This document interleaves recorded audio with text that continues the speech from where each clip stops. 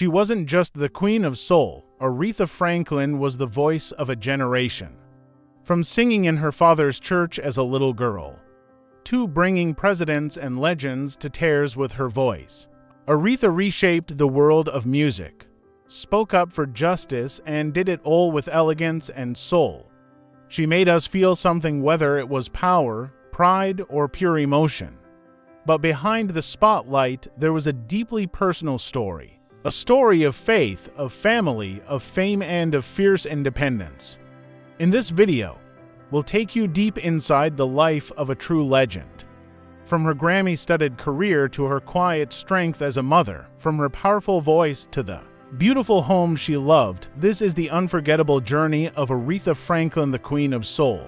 Aretha Louise Franklin was born on March 25, 1942, in Memphis, Tennessee, but her soul was raised in Detroit. Her father, Reverend C.L. Franklin, was no ordinary preacher. He was a rock star in the pulpit, known across America as the Man with the $1 million voice, and one of the first preachers to record sermons that went platinum. But he wasn't just a man of God, he was a fighter for justice. A civil rights leader who marched alongside Dr. Martin Luther King Jr. Aretha grew up in a home filled with music, power, and faith. But her early life wasn't easy. When she was just 10 years old, her mother passed away, a loss that left a hole in Aretha's heart forever.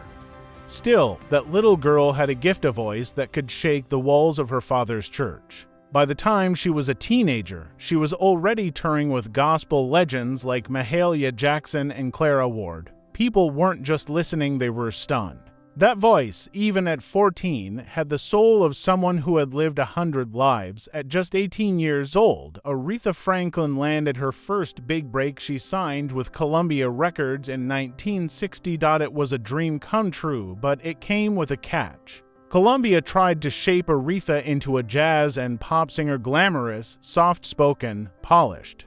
But they didn't quite know what to do with that voice. Her first album, Aretha with the Ray Bryant combo, had flashes of brilliance, but something was missing. For 6 years, she put out album after album with Columbia. But none of them truly captured her raw power, her church-born soul. It was like putting a lion in a cage. You could see the strength, but not the roar. Then came 1966, and everything changed. She signed with Atlantic Records, a label known for its R&B roots and soulful sound. And this time, they didn't try to change her. They let Aretha be Aretha. It was the beginning of a musical revolution. The Queen was finally stepping into her power, and the world was about to hear her voice like never before. Once Aretha signed with Atlantic Records, everything clicked. The producer, Jerry Wexler, didn't try to change her, he helped amplify her.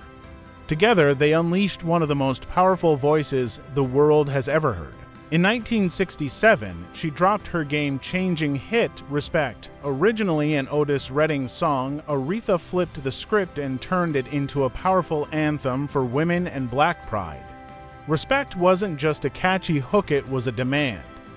A message, a revolution in 2 minutes and 28 seconds. And she didn't stop there. A chain of fools, Think, and You Make Me Feel Like a Natural Woman cemented her status as the voice of a generation.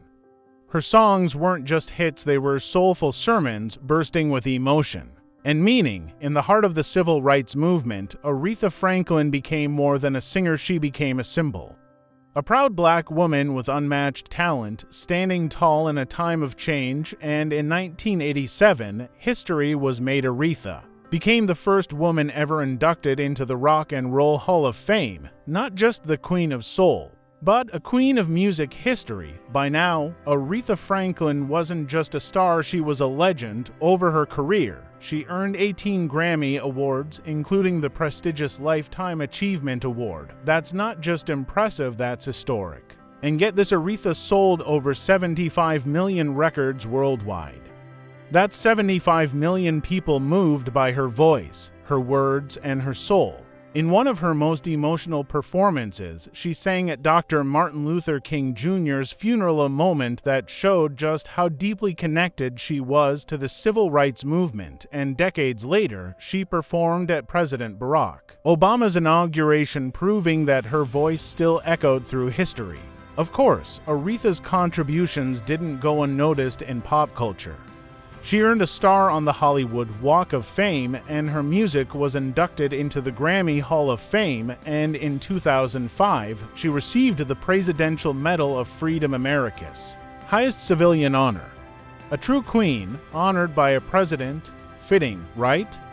With every award, every standing ovation, Aretha Franklin proved she wasn't just a great artist. She was a pillar of American music and history just when the world thought Aretha had done it all.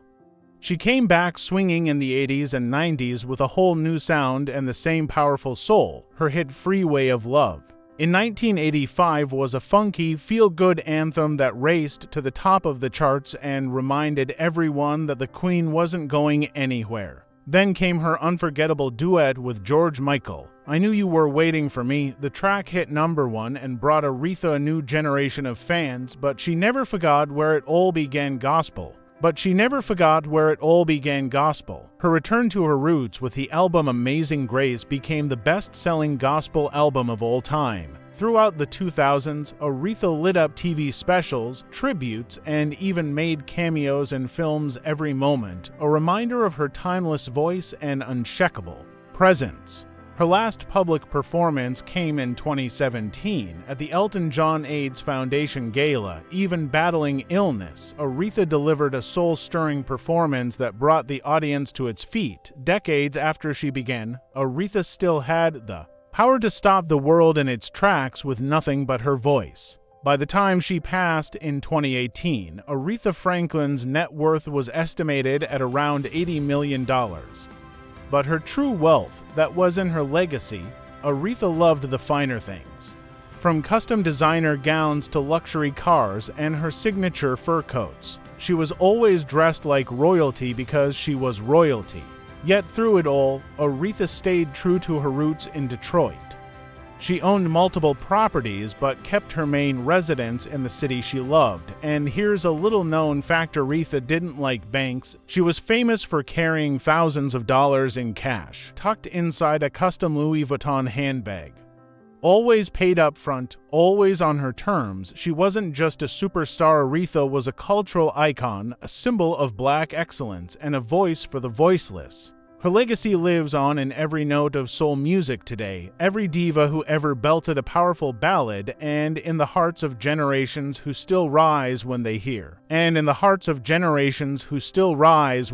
Respect. Aretha Franklin didn't just live in Detroit, she was Detroit. Her primary residence was a stunning colonial-style mansion in the heart of the city, timeless, elegant, and full of soul, just like the Queen herself. Her real estate portfolio extended across multiple homes in the Detroit area, all reflecting her quiet luxury and deep connection to her roots. But after her passing in 2018, Aretha's estate sparked headlines not for what she left behind, but for how she left it. For months, it was believed she passed without a formal will.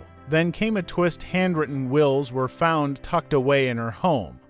One of them hidden in a notebook under her couch cushions. It sent her estate into legal limbo, with family members debating who got what. Though the Queen of Soul is gone, her homes, especially that classic Detroit mansion, remain standing symbols of a woman who built her empire with nothing but her voice and her spirit.